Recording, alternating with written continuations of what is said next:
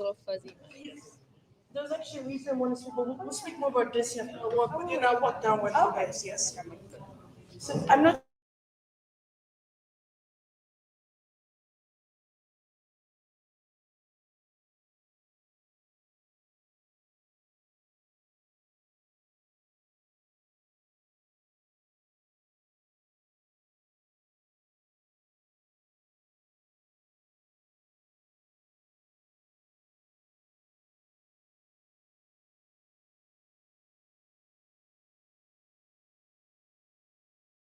of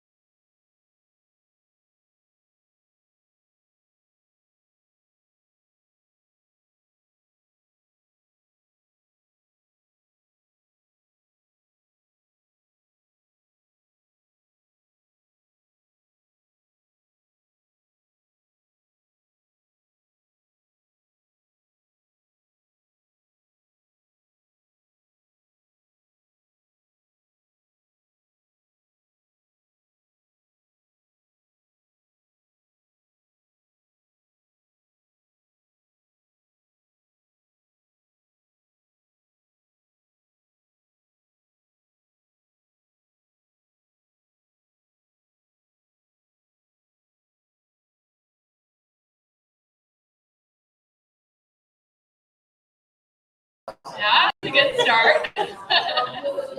Adios, amigos. Yeah, that's pretty good. How many do you know? How many languages do you know? Three? What's your third? Marathi, Hindi. Okay. What about you? Yeah, like English. Okay. We're good enough. Hello again. That's pretty good. Hello everyone. Please be seated because we will start our next panel exactly in 2 minutes. And this is going to be our last panel for day 2 at IYC 12. So thank you for being here. We really appreciate your presence. Our last panel is going to be about youth perspectives on AI ethics and technology. We have incredible guests and speakers right here. And yeah, let's introduce them. So first up, we have Anway Ajmera, STEM and Leadership Youth Director and Skipper founder. Please. Next up, we have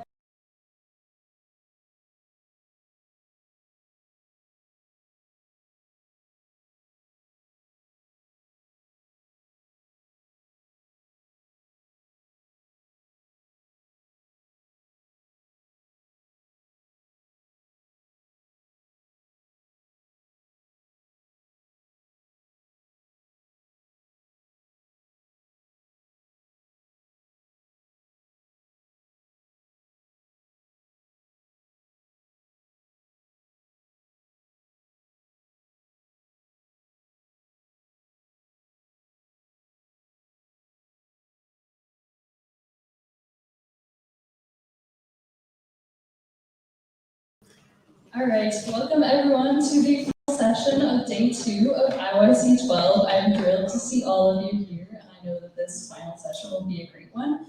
As Nino mentioned, we will be discussing AI ethics and technology and all of the associated aspects of that, including algorithm bias and digital rights in the future of work and incorporating ethics and equitable access to technology. As many of us know, based on current conversations here at IYC and in the broader world, AI and the advantages and disadvantages are a very pressing and relevant topic. So we are looking forward to hearing from these speakers about their experiences and backgrounds, and I'll pass it over to them to give them an opportunity to introduce themselves and what they do. Hey everyone, my name is Andre Mera, and I'm a 16-year-old change maker who is working to basically close the digital divide. So I serve as founder of Ingenuity STEM, where we work hard to supply STEM kits, computers, and educational materials to thousands of students in need in locations like Zambia, Ghana, and Guyana. I'm also a STEM youth director at Servants Keeper, which is an amazing nonprofit dedicated to improving opportunities around the world, from building classrooms to drilling the water systems. And my work also expands out to global policy as an ambassador of the Dynamic Team Coalition, where I basically represent youth in conferences like the ECOSOC Youth Forum and the High Level Political Forum. So my end goal here is basically to close this digital gap and make sure that every student has the tools they need to learn, succeed, and thrive in STEM.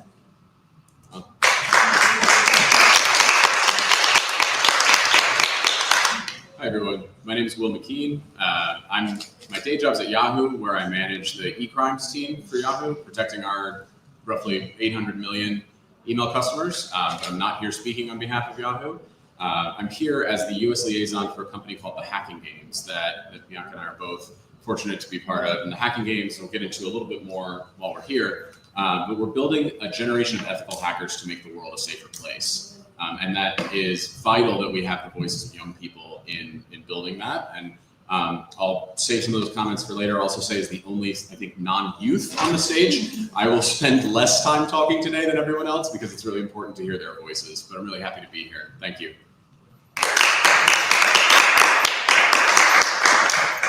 Hello, friends. My name is Bianca. My hacker handle is ViaScilab.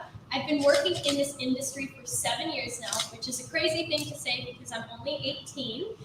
I've always had a passion for cybersecurity, which I'm here to share with all of you, and which led me to be part of the Hacking Games as the lead of the youth initiative there called Cyber. where we influence everything the Hacking Games is doing and making sure they're doing everything for youth.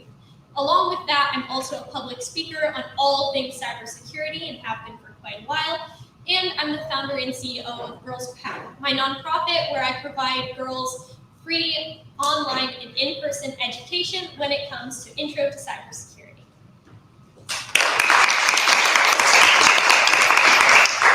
Thanks everyone. It's so good to hear from fellow panelists already. I'm Kanika Joshi. I work with Fair Trade Foundation as a responsible business lead. I am here in my personal capacity as a founder of Impact Circle, which is an AI-based partnership matchmaking platform for the international development sector. I've been working in the international development space for 10 years. So I think I'm qualifying as youth, but I'm also borderline not youth right now. But it's been brilliant to work at this intersection when technology is really pacing at a high speed, and I really hope that more women of color, youth really lead initiatives, and that's why I'm really impressed by the audience, and I really hope that all of us are the change makers in just coming years who are shaping the entire AI narrative.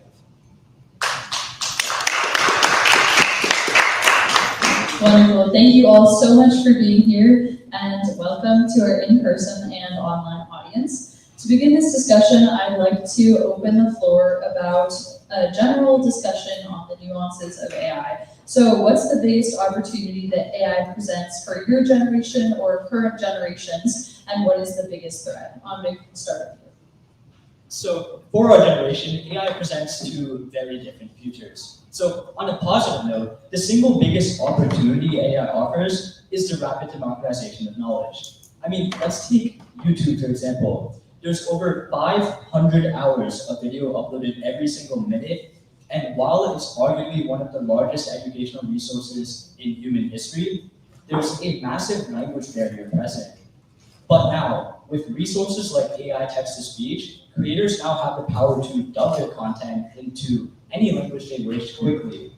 And if you think about this for just a moment, you realize that there's so many millions of videos and hours that can be translated to different content. And this idea of revolutionary change is what drives my organization, Ingenuity. So we've basically developed over 200 different STEM programs, and we're using software to translate them automatically and accurately.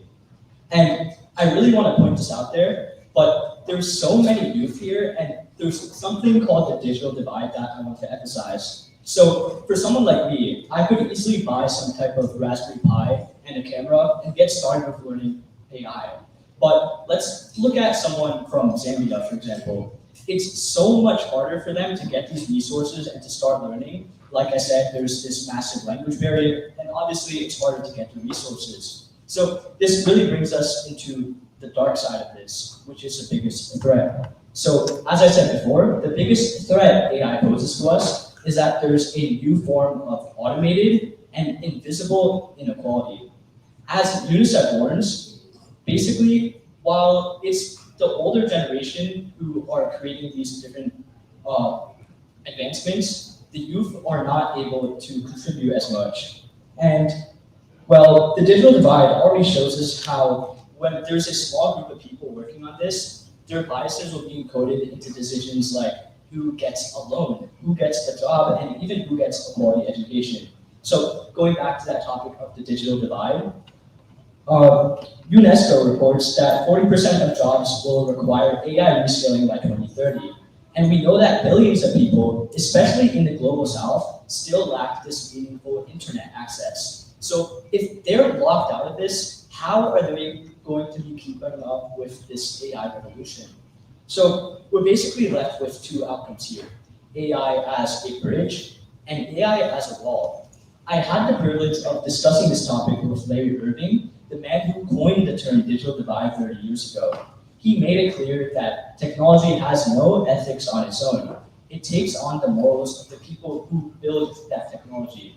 So our generation needs to be trained, and we need to have the opportunity to be trained that AI connects our world and not divides it. Thank you. Yeah, I think that the democratization of the information is super relevant, important, and folks having access to information they previously didn't have, where it was cost prohibitive for someone to receive that knowledge because it was in another language that couldn't be translated. Like, that's an incredible use. I have 15 years of working in cybercrime, so I kind of, I guess, naturally look at the dark side sometimes. And one of my great fears is the massive proliferation of misinformation and disinformation that AI allows for. So it's great when a politician who doesn't speak the language of a minority group within their country can now speak to them in that language through the use of AI. But what AI can be used for that just generally makes us lack confidence in the accuracy or integrity of information, that if we just start believing everything is a scam, that I can't believe anything, I can't believe my own eyes. And I think that's a little bit of a fear I have with AI. And like, I come from the generation before the current youth generation, where we already sort of started to see everything as just being a little bit of a lie, right? Like, we had been lied to about what our life was supposed to be, which is like work hard and afford a house, right? But now it's like from the very beginning, we have a generation that's been trained to kind of see everything as like potential misinformation. We can't even believe the things that we're seeing before us. So I have a fear of AI being used for those malevolent purposes. So I guess answering the question in reverse, one of the great opportunities, I think, is an opportunity to not have to work as hard at some of the things that take a great amount of time. And if we can leverage AI to increase the amount of time we get to use in the pursuit of those great things. Like, I don't want AI to create my art. I want AI to do my chores for me, right? But we're finding that AI is really good at creating and mimicking the things that we wish we could do ourselves. And I think humanity really benefits from and enjoys is those abilities to create and make music. I don't know if anyone's seen that there's an entirely fake AI band on Spotify that has like hundreds of thousands of monthly active listeners. I want to go listen to like real people's music. And so I think the fear and the challenge I have is that we're going to use it for the wrong purposes, or that we just start to have a perception that we can't even trust our own eyes. And that's a really sad place to be if you're 18 and jaded about even if you can believe what you're seeing in front of you. Please don't be jaded. Hello, I'm 18 and I am jaded. So my perspective on AI is a little different, and that's because I'm an educator. Like I mentioned before, I started Girls Who Hack, and I've taught thousands of girls all different topics when it comes to cybersecurity. And as both of you said, AI can really help with the educational side of things and bringing education to more people, which is a good thing, right? When I was homeschooled many years ago, not that long ago, for high school, I used this platform called Khan Academy. And if you've ever been up at 2 a.m. studying last minute for a test, you've probably used it before, right? And it helps educate kids around the world for free on all different types of topics. And it came out with this amazing tool. And Khan, the creator of Khan Academy, has a TED Talk on this tool that I would totally check out if I was you. It's called Khanmigo. And when I first saw the video on it, I'm like, we need AI to do more of this. Khanmigo is a tool that acts as a teacher that helps the kids watching the videos, completing the tests, or reading the articles on Khan Academy. What it doesn't do is give the kids any direct answers, which is what most AI platforms do. They give them a direct answer that's usually not correct or not completely correct. But Khanmigo teaches them how to think. It helps them problem solve. It goes through the scientific method with them. It has them ponder ideas off of them, maybe gives them a few hints, just like a real teacher would, which is an amazing thing to have, especially since now in most schools, they use iPads, they use Chromebooks, and their tests and quizzes are on said iPads and Chromebooks. So by creating more Khanmigo-like tools, kids in schools or kids even learning at home are able to have a teacher, especially if they're shy, especially if they have struggles speaking up in class, and especially since a lot of classrooms have a very disproportionate amount of teachers to students, right? A teacher can't walk around and help 80 students, even if there is a teacher's assistant. By having this tool on these learning platforms that they're using, the youth can now learn and ponder ideas off of this teacher. Now, what you're probably also thinking is, when I'm at home studying alone, I'm not going to use Conmigo. I'm going straight to ChatGPT. It will give me the direct answer, and I don't have to do so much work. That leads into the negative side, or at least one of the many negative sides of AI, which is the sort of brain rot side of things. Now, we don't have to think as much. I have 2 younger cousins in Romania, and I love them to death. But whenever I watch them do their homework, they pull out their phone, they ask ChatGPT to do everything. They just fill in the answers, not even double checking it, not even asking follow-up questions to help grow their actual knowledge, and just skipping over those important steps. And the whole point of school isn't just to learn when was the Constitution written and all of these other less relevant things, but school is there to teach you how to think, how to problem solve. And that's what a lot of AI platforms are doing for us. So on an educator's perspective of things, AI can be useful, but since there's not enough safeguards in place, too many kids are using it to think for them. And that takes away the human side of being a human.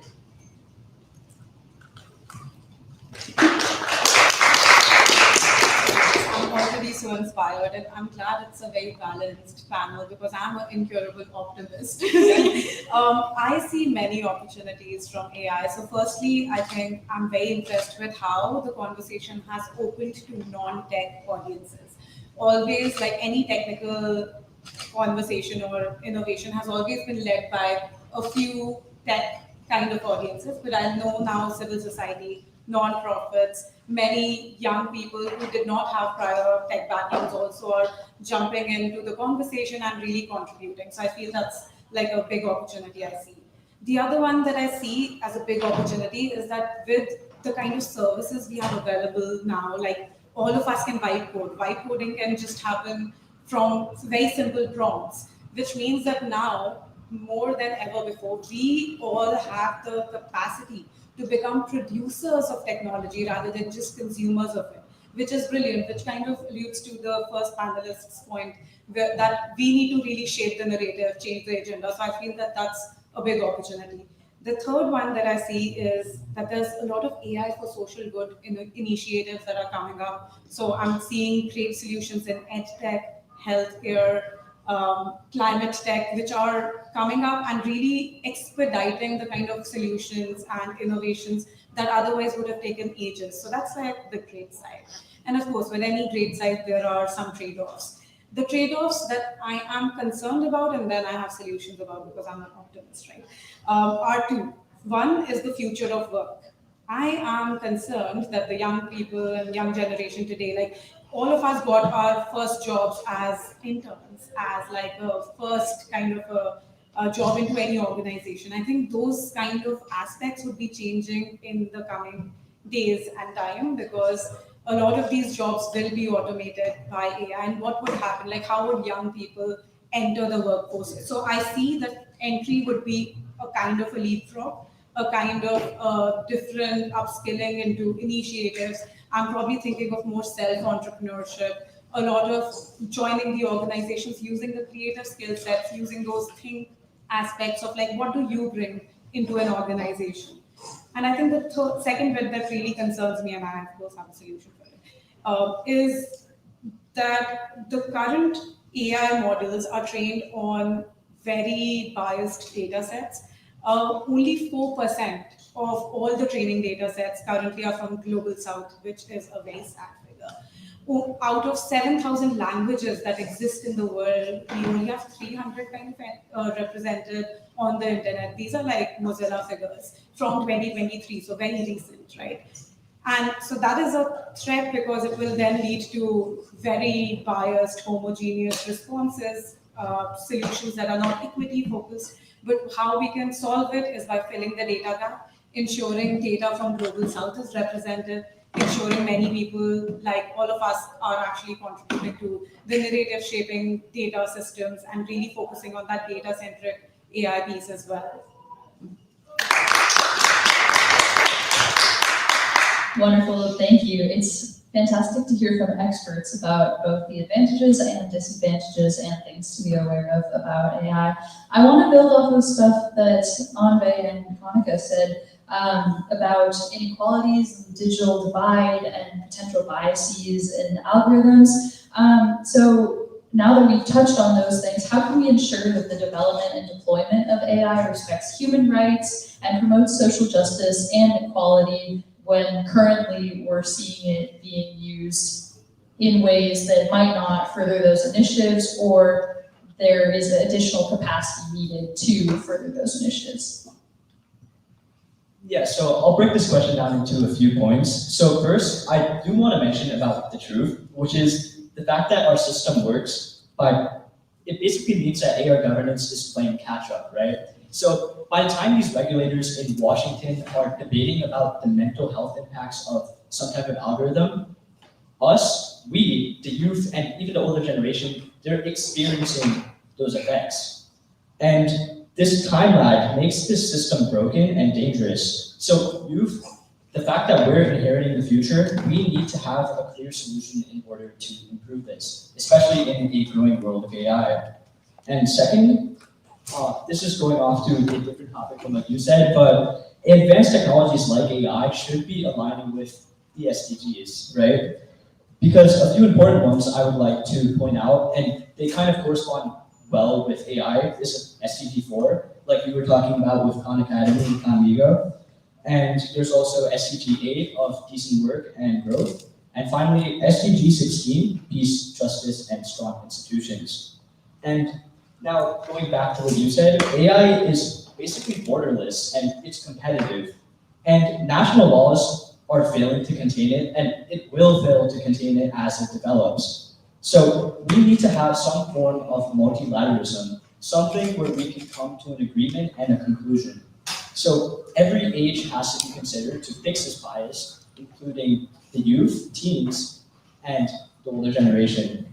So as some of you might know, this happened just a few days ago, but around 10 minutes from here at the UN General Assembly, they were talking about the global AI red lines. And this is basically a perfect example of setting global coordination on AI applications like lethal autonomous weapons, mass surveillance, and malicious cyber use. Now, what they're trying to do here is they're trying to minimize AI bias and make sure that these people, especially in the global south, are able to contribute as well. And this leads into my fourth and most final point, and it's the fact that none of this matters without some form of follow-up mechanism.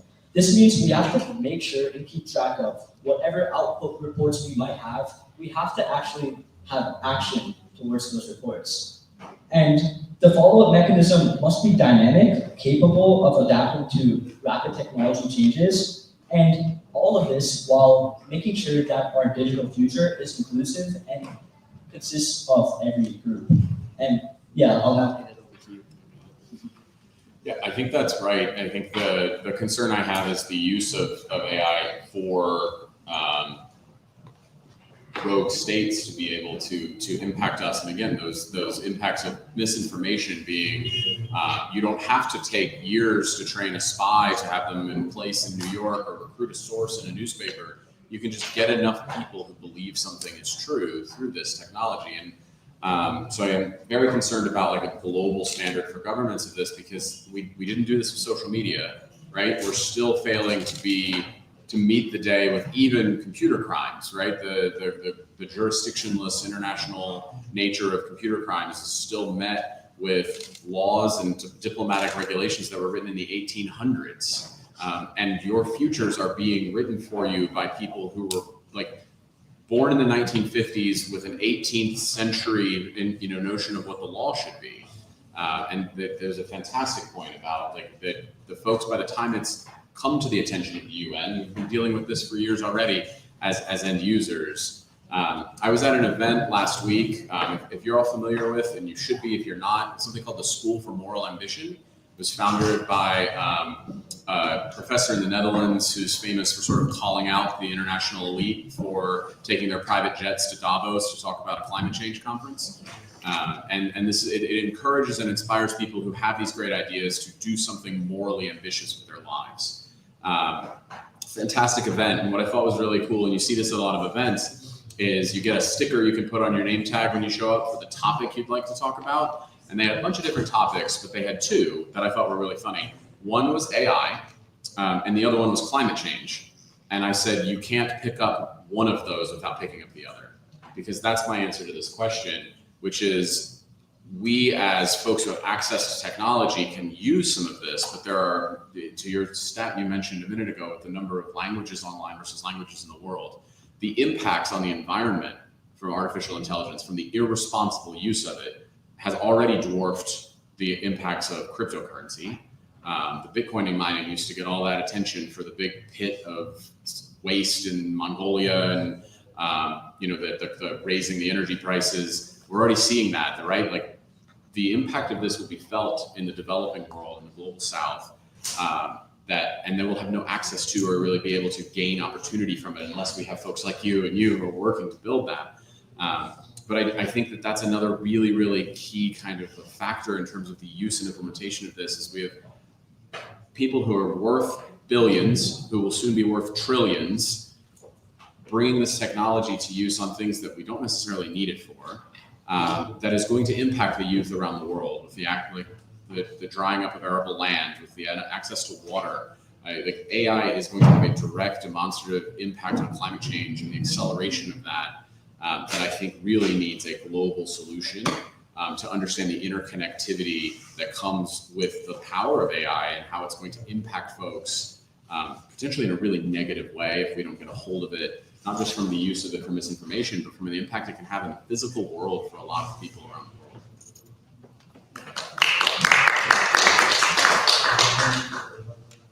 A big part of the future is made by politicians, right? They're ultimately the ones that decide how things go and what gets changed, what doesn't, etc. Obviously, like both of you mentioned, that's a slow process, and naturally that is a corrupt process. One thing on the news that shocked me, because it happened so soon, but didn't shock me so much that it was like, this is completely unheard of, was that in Afghanistan, they actually created an AI minister who actually has political power, a complete AI, right? They gave it a persona. Her name is Delia, I believe, or something along those lines. And she helps make decisions. Why did they appoint an AI minister, you may ask? Because they believe that AI is less corrupt than humans, which to some degree, okay. Their main points were AI can't be bribed, AI can't be held at gunpoint, AI can't be convinced of different opinions necessarily.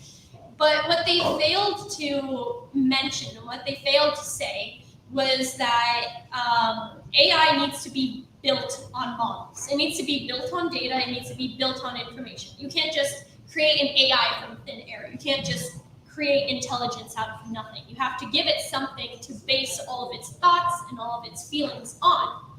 What they're not disclosing is what data they gave it, what models they gave it, what kind of decisions it will make based on all of that.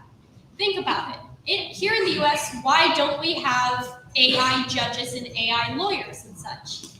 It's because all of our historical data when it comes to court cases and such has been corrupt, right? If the social justice system is unjust, there's no doubt about it. But if we feed that information into something that's supposed to be like a lawyer or a judge, then they're going to be unjust. How do we know that this new AI minister isn't also unjust?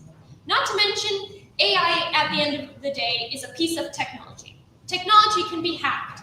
It can hallucinate. It can just come up with its own things out of thin air that aren't that great. So when it comes to privacy and the future of AI and the decisions it's making about us, we can't use AI in our political landscape.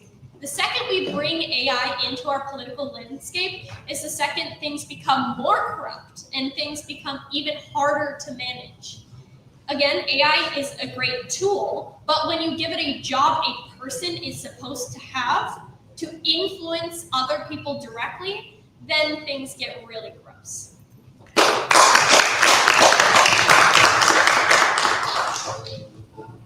Yes, I think what we really need to understand is that AI is not just lines of code. AI actually relies on human labor. It relies on invisible assumptions, and it relies on our planetary resources. So it is really connected. It is using all of these systems together. When we talk about AI using human labor, like there are so many people across the supply chain of AI who are data labelers, who are hired in India, Kenya, Philippines, at low wages, like most times less than $2 an hour, who do not have safe working conditions, and who are labeling like extremely traumatic and toxic data almost, which could range from like pornography to any like gory suicide related conversations. And they have no worker rights, they get no mental health support. And these are big corporations sitting in North America paying their staff probably in millions, who are hiring these understaffed resources and contracting, and several times not even giving good contracting to these resources and this human labor that actually feeds into it. So I think one suggestion that I really have that we need to be aware of is that similar to how in the food industry, now we look at sustainability, now we look at ensuring that farmers get equal rights, equal access. Even in the AI supply chain, we should start having these questions of like, who is feeding the data sets? Where is this information coming from? And really start questioning the big tech organizations that we're leveraging and using AI systems of. The second thing around planetary resources, I'm glad you mentioned, because all of this is coming at heavy environmental cost. We need to think of carbon neutral and really informative use of AI, where we're ensuring like net zero aspects of environment, climate change are also being thought of. Yesterday, I was in a TED AI event, and a really brilliant lady from Hugging Face basically mentioned how if you use ChatGPT versus Hugging Face for the same prompt, and it is usually like general purpose questions like, what is the capital of Canada? Like simple questions like those. ChatGPT would use a lot of energy from their data centers versus Hugging Face using like probably 1% of that figure. The question really is to understand that all of this, all the simple questions that we're asking ChatGPT on a daily basis are depleting our planetary resources after all. So how can we choose better? How can we ask big tech to innovate on that front as well, rather than just like increase technology? The third bit based on invisible assumptions, I think what we really need to do is have transparency around what you mentioned, like what are the algorithms doing? What is the data that is being fed? That's why in Impact Circle, we just launched 2 days back in the global flagship food security event. And we have taken a pledge that when our demo goes live, there will be a tracker which showcases every AI prompt that you ask and you use your partnership with. It will showcase what is the carbon, what is the carbon that was used, what is the AI related assumptions that were used, what was the training data sets that were used, what is the bias indication that we're thinking that this could have, so that every user is aware of that there are repercussions of all our actions. So I think all of us will just need to become more responsible in its usage and be aware of this. I think to the point about the data usage and the energy expenditure, Sam Altman has said that people being nice to ChatGPT is costing tens of millions of dollars. Like you don't actually have to say thank you. You don't have to say please. It's costing them money to do that. And I think people are being nice to AI because they're afraid of like the rise of the machines. And at least that one was nice to us, I guess. And in terms of like the data input, I think there's one rather serious example of a hallucination that an AI has had, and then one very humorous one. The rather serious one is that an AI they were trying to train an AI to detect malignant skin cancer. And they were training it off of all the images that had ever been collected of benign and malignant skin, kind of moles on people's skin. The AI was spitting out results that were false. They weren't true. And it was because the AI had been trained that if there was a ruler present in the image, that was an indication of malignancy. But the pictures that were taken were from dermatologists who had used the ruler just to measure the size of it. So the bias that was inherent in that data was, if there's a ruler, assume malignancy, which was obviously not true. And then a slightly more humorous one was they tried to train AI to man the cameras at a football match, a soccer match, and the AI started tracking bald heads instead of football. So it's just some of these things that but the lesson there in both of these instances is we're deploying this technology before we've tested it in this hurry to get to market. This because everyone wants to make money and capitalize off of this innovative tool. And when we start implementing that into our health systems, it's funny when it's tracking the bald head in row Z. It is less funny when it's a misdiagnosis of skin cancer. So I think we just have to be really careful that we're testing these things appropriately before we're rushing them to get out, and just stop being nice to ChatGPT. You don't have to be. Sorry for interrupting. I want to say last question from Pakistan. I'm a paramedic. So in the same issue, what I see in hospital basically, people come with obesity and they plan their all diet from ChatGPT. Excuse me, we will have time for the Q&A, and maybe you can ask your question or make a comment after that. After they're finished with the people. We look forward to hearing what you have to say. Well, thank you. Yes, thank you, Will, and everyone for those stories. They really accurately and importantly convey the concerns related to AI. I'm glad that Will and Anve, you brought up governance, because that leads directly into my next question. So keeping those concerns that we just discussed in mind, what is the single most important policy demand that young people should be making to those governments today regarding AI and how it should be used and applied in the future?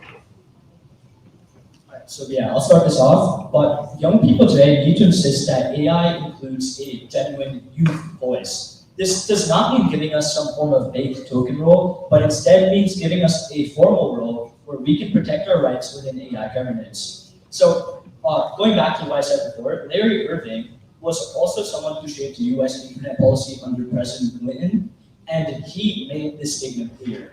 While it's these older generation who's forming these AI rules, it's the young people who are going to be living with them and its consequences, a topic that we've been discussing for the past 30 minutes or so. But he also warned that these tech inequities are also becoming a civil rights issue. So during the pandemic, for example, a quarter of high school students disappeared from school because they lacked a simple internet access. And knowing how these technology gaps can simply erase opportunity, if we don't make these changes in AI governance with these tech inequities in mind, this same pattern will repeat, but on a much larger scale. And this threatens not just access to quality education, but also fairness in privacy, jobs, and even civic life. So something else I want to point out in this topic is that the term youth does not only indicate what the UN typically says, which is 18 to 35. It should also include my age, or in other words, what the UN defines as children, or people under the age of 18. Our generation needs a fair seat at the table and the tools to utilize the seat. And I'll break this down into three main ideas. First, representation.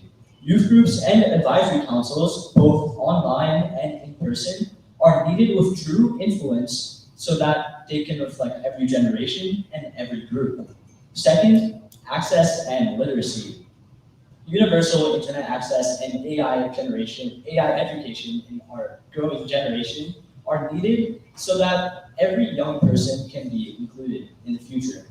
And third, I would like to point out proper rights and protections. We need laws that properly protect youth privacy, safety, and fairness in upcoming AI systems. And to go a little deeper onto this point, when I'm talking about the term properly, I want to point out that this does not mean revoking us from accessing these online systems. I really want to point out something that's been going on in the past year in places like Australia, but they've basically been having these social media and online bans for people under the age of 18 or sometimes other age ranges. So while I understand this is an effort to protect teens, it's also necessary to know that there are so many other solutions, and many people, especially to the people listening to us online, This online platform is what you use to share your voice. Whether it's Instagram, TikTok, LinkedIn, this platform is really one of the most important things we have in our generation, which the older generation,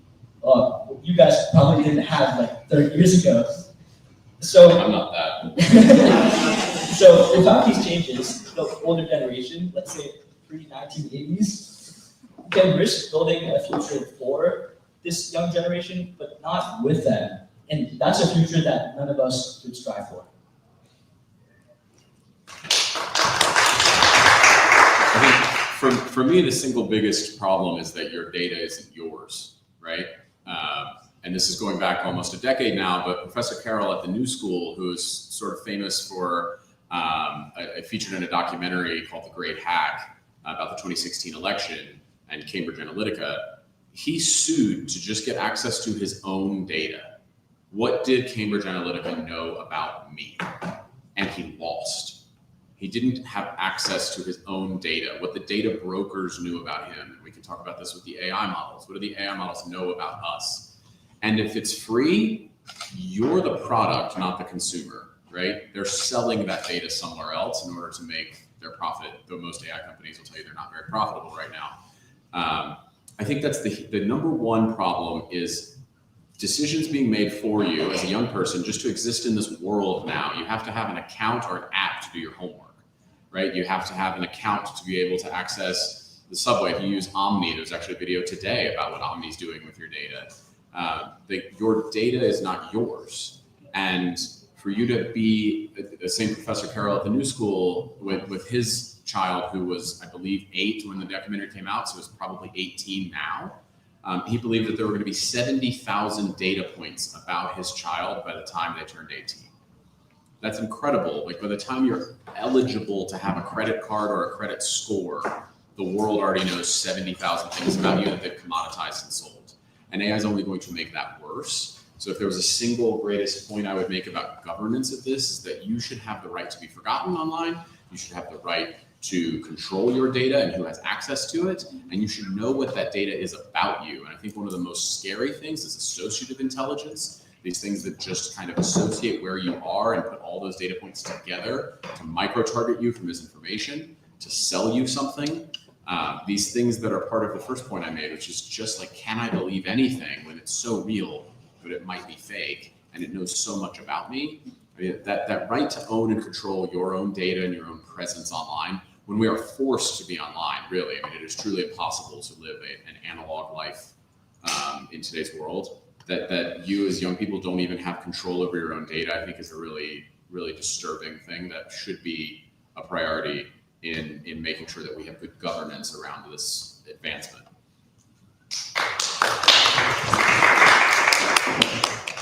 I'm 100% going to build off of everything you just said. To create an AI tool and implement an AI tool and have other people use your AI tool, there is such a low bar for entry, if there even is a bar, which on one side is a good thing. It's great that people can make AI tools, but you look at all of these companies, all of these groups, everyone is utilizing AI. Everyone has some kind of AI implementation, everyone, right? The issue with this is that since there's such a low bar for entry and these AI applications are just being pumped out into the market as fast as possible so that obviously they can make money, there's not enough restriction on what they can and can't do. So when it comes to policy and such, there needs to be as many restrictions and we need to set the bar very high. Off of the privacy thing, whatever information you're putting into any AI application, most of them, if not all of them, are taking that information and using it to make itself stronger and smarter. Think about it. Let's say you work at a company, or maybe you're even younger and you're going to school or college to become a developer, and you're writing code all day. But obviously you want someone to go over your code, help build your code, etc. You're going to take all this code that you wrote, say what it's for, hey, ChatGPT, I'm making this cool tool that'll do this, and give it all the code, ChatGPT is going to be like, thanks, I'm going to take this code, and then next time someone asks, oh, make me a program that does this, I'm going to take your project and parts of it and give it to them, which is not very good for very obvious reasons. Going off of the privacy thing, a digital footprint is a big thing. You mentioned all of those footprints before the age of 18. And I'm a girl. The internet is a very scary place, especially for me. And I know all the girls and women in the audience are like, yeah, guys have sent me a lot of pictures. Very scary. But what's even scarier is that there are free applications or very affordable, easy to use applications out there that people are able to take photos of girls, especially young girls, and then create nudes of them. And not only that, but create videos of them doing things they don't want to actually post on the internet. This creates a digital footprint that they didn't actually even have before. Imagine trying to get a job and your employer is looking up your name on the internet and you've gone viral because some guy has taken this photo of you, used an AI application to make nudes of you. And again, as a young woman or a young girl, this is unfair to anyone, but especially young women, young girls, this is a big prevalent issue, not just for their social lives while they're still in school, but when they're actually trying to get jobs, all of this fake information is out there because of this very low bar for who can use these AI applications that can do very scary, powerful things.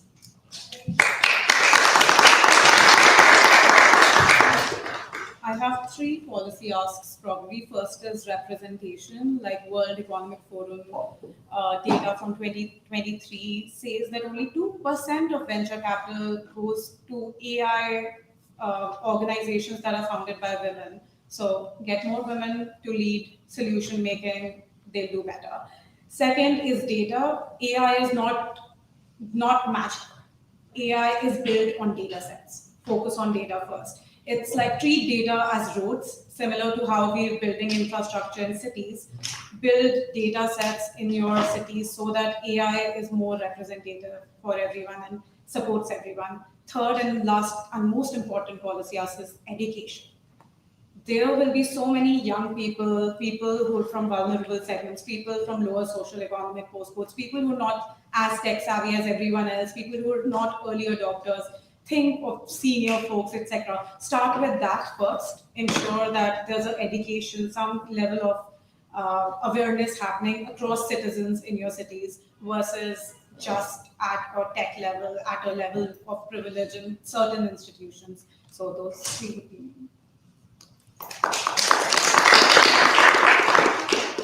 Wonderful, yes.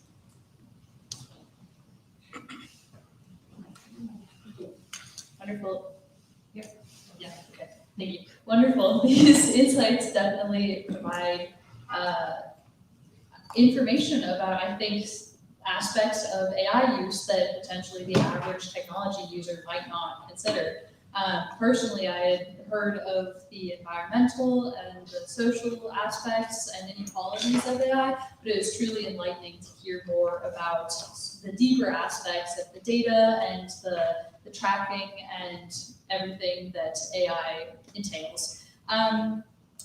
Based on what we're saying in the policies that you believe should be implemented, I want to ask you all, this is my final question before we open it up to Q&A, what role should young people play in both being creators in social media and in AI, but also beyond that, and in shaping the governance and playing roles in the policy solutions and the government implementations and shaping how AI is used going forward?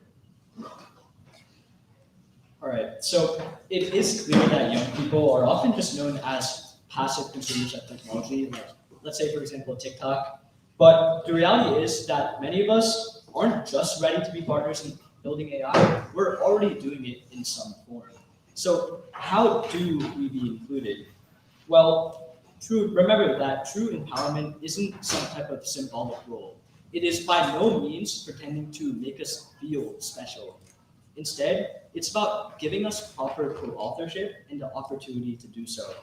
So I think that there's a really great example here with South Korea, since they've already been experimenting with an online platform where young people can comment on, vote for, and even propose new digital policies. And this basically turns the entire governance process into an interactive thing that even young people can contribute to. And of course, this system is going to have some limitations. Like, for example, the participation of this system tends to skew around already digitally active or politically active youth. And obviously, final say is still only going to be with the established policymakers. But even with those conditions, this is still a breakthrough compared to most countries and what they're doing. And the outcome of this entire idea is still prevailing. If governments and institutions can adopt systems like this for shaping AI ethics guidelines, flagging problems, or testing governance models, there will be a youth shift from consumers to shapers. And obviously, like I said, it's not perfect, but it shows that some form of participatory structures are possible right now.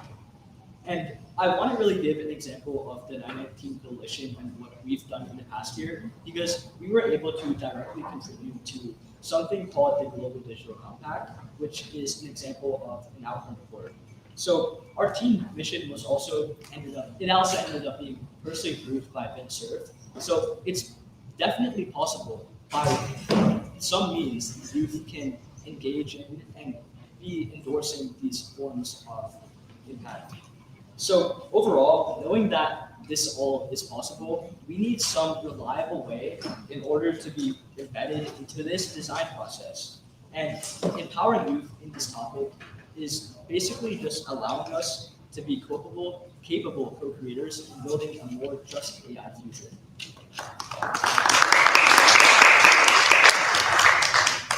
I think it's incumbent upon the older generations to give opportunities for young people to lead in this space and for young people to take advantage of those opportunities. And I mentioned in my introduction, I'm the US liaison for a company called the Hacking Games. And the Hacking Games is a company that is doing that. It's using AI for good, and I'll explain more about that. And it's leading through having voices like Bianca's and Gen Z voices, not only just being consumers of the product, but helping shape the direction of the company. The Hacking Games, as I said, is building a generation of ethical hackers to make the world a safer place. Cyber criminal is the bad word, right? Hacker is a good word. Hacker is someone who solves a problem with creative means. And most of our young people who are engaged online get their start online through gaming, through playing video games. And a great use, I think, of artificial intelligence is what we're doing with our program called HapTi. And that stands for the Hacker Aptitude AI Platform. And anyone can go online and upload their gamer handle from the various games they play. I think it's something like 70 video games now. And it checks your accomplishments on the game. What have you actually achieved in the way you've played the video game? And it assigns you through its AI, through its learning and understanding of what those accomplishments are. It gives you a hacker persona, an archetype. Are you an explorer? Are you an adventurer? Are you a defender? And then it pairs you with the mentors in the community. I'm fortunate enough to be one of the mentors in the community to help you find jobs in cybersecurity, to become an ethical hacker, to secure some of these amazing digital opportunities that are out there.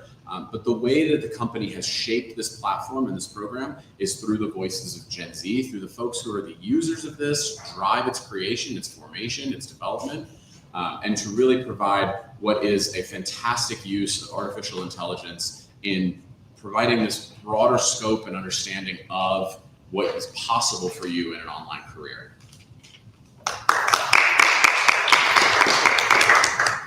That is the exact reason why I love the Hacking Games, is because that it understands Gen Z and Gen Alpha. We are not a silent generation. We see an issue and we raise it and we say, that's a problem. We don't like that whatsoever. And if we continue to do that with things like AI, real change is going to happen.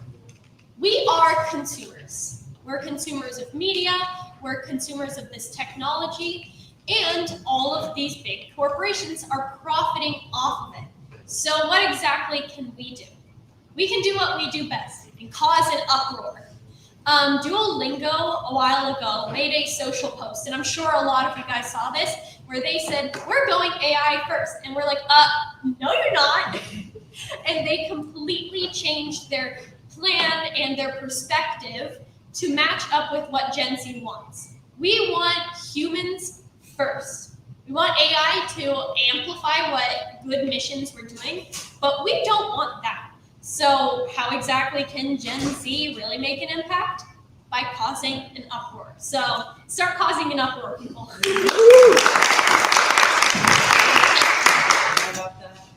So before Fair Trade, I used to work with Open Data Institute, and it's an institute co-founded by Sir Tim Berners-Lee, the inventor of the World Wide Web. So the digital boom, internet was something that he kind of orchestrated, right? And his people did.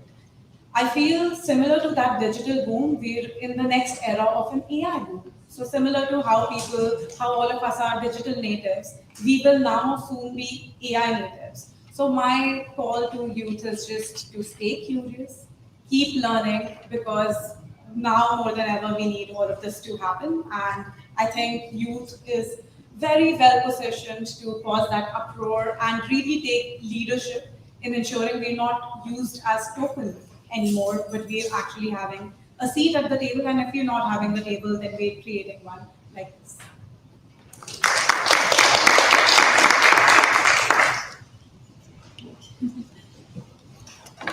Okay. Wonderful. This has been a great call to action for all of you related to technology. I believe we have time for one or two very, very brief questions for our speakers. We can begin with the gentleman in the back who we started to hear from earlier. We'd love to hear what you have to say. And if we can please keep the questions short, so we have time for the panelists to hear their thoughts. Okay, I'm a paramedic. I'm working with Penn Medicine, as you know, Pennsylvania. So basically, as we see in hospitals, Google give us very tough time. When the patient come with their own signs and symptoms, medication, they search on Google. They search discussed like about cancer, something like that. Okay. Now they search like on ChatGPT. I'm facing this issue, and ChatGPT will give them medicine, diagnosis, and everything. You know, and we are starting basically attacking history. So we are starting basically a treatment. It's two things. We always say psychological impact is more than better than medicine. Okay, so they always discuss. They discuss about medicine, diagnosis, and signs and symptoms, right? So we are counseling them like this is not your signs and symptoms, and they argue with us. Give this generation medicine, this generation medicine, and that generation medicine. Okay, this is like we should like I don't know you guys are expert of these things, but we should educate them. We should tell them how to use of it. You know, like it's not easy for a paramedic because I have to give my history to senior. Okay, so there are so many things we should educate our people about. Like in Pakistan, almost 60 people. Just one thing. In Pakistan, almost 60 people are coming with their own diet plan, and they have severe issues, and they're admitted in hospital.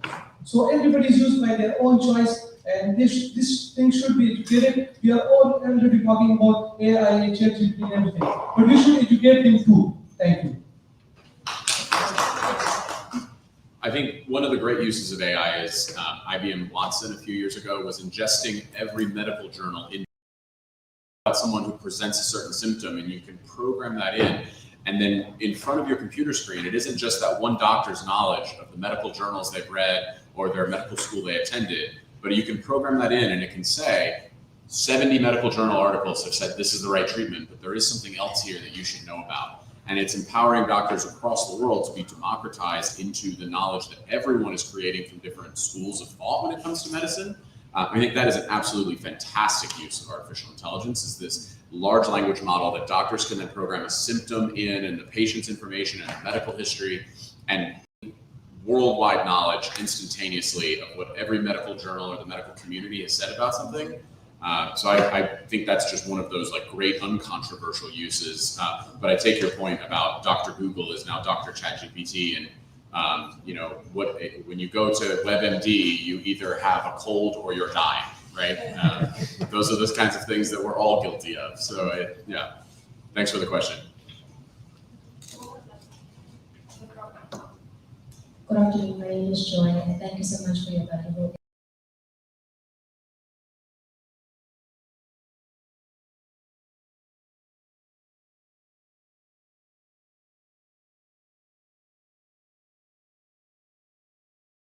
etc. So, what can be done to mitigate these effects, and do you think businesses have any ethical or moral obligations in terms of the effects that could have on their workers? Thank you.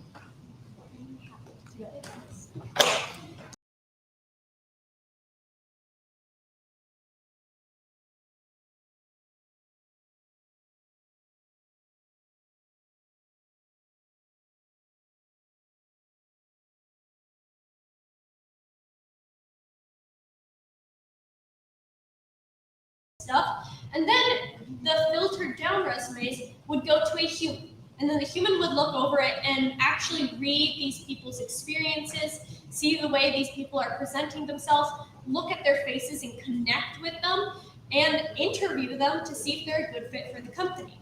Now that step is being replaced by AI, and I think that's where the issue really arises when it comes to careers for these young people, is now that the human side of it is being taken out of the hiring process, people are not being hired on their own personality and their own ability to grow and connect with people, which is a big part of any job, we can all agree, and are now just being hired on what a AI robot thinks is best. And again, what models are these based off of? Are these models gonna have prejudice against applicants of a certain color, a certain background and such? So I think the implementation that needs to be put here is AI can't replace the human side of the hiring process.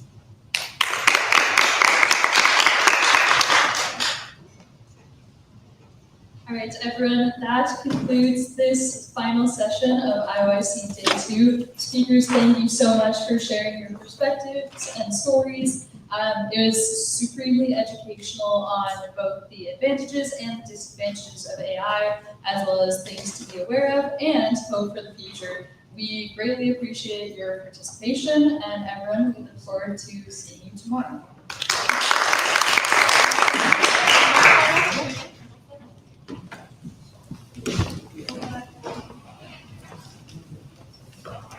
Jay already concluded the day 2, but those who had trouble signing in to our mobile app and marking your attendance, again, please seek help to our registration desk. But again, thank you for being here at IOIC 12 Day 2. It was incredible having you. It was incredible hearing your questions, and I hope you enjoyed it. Thank you for being here.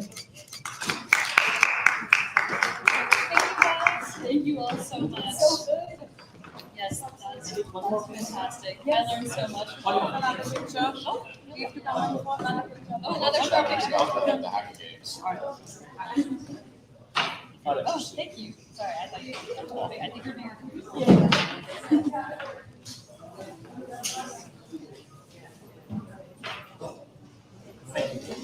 Sorry, can you take your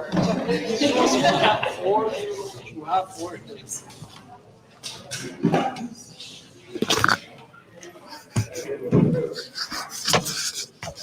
Thank you.